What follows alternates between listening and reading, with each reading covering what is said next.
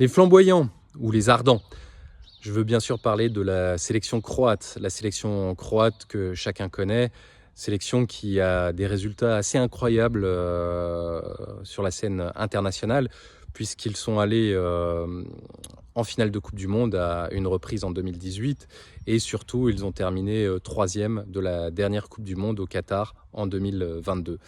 Mais la Croatie, c'est aussi une nation qui a d'excellents résultats sur la scène européenne et qui a un rapport étroit avec le championnat d'Europe des nations, puisqu'ils se sont qualifiés à 7 reprises sur 8 occasions possibles lors d'une phase finale d'un euro. La Croatie, qui est née de la dislocation de la Yougoslavie, s'est qualifiée dès le premier euro en 1996 en Angleterre, et a été éliminé à l'époque en quart de finale, 2-1 contre les futurs vainqueurs allemands. La Croatie s'est qualifiée à 2 reprises en quart de finale d'un euro, à 2 reprises également en huitième de finale, et c'est d'ailleurs le dernier résultat en date, puisqu'ils ont été éliminés 5-3 dans un match assez épique contre l'Espagne en 2021.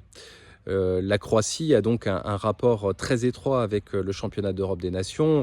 C'est aussi lié à la qualité de leurs joueurs.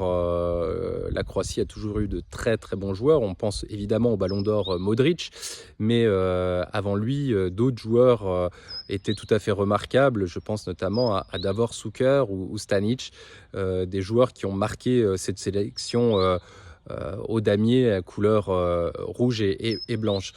La Croatie arrive donc à cette compétition en Allemagne comme un favori, ils ont terminé troisième de la dernière Coupe du Monde, et qu'ils se sont qualifiés également en finale de la dernière Ligue des Nations au mois de juin 2023, finale qu'ils ont perdue au tir au but seulement contre l'Espagne.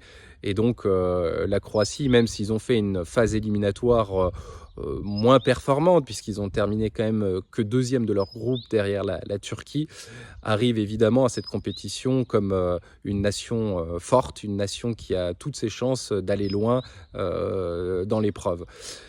Sauf qu'ils se retrouvent dans un groupe compliqué, ce qu'on appelle le groupe de la mort, avec l'Espagne, avec l'Italie et avec l'Albanie.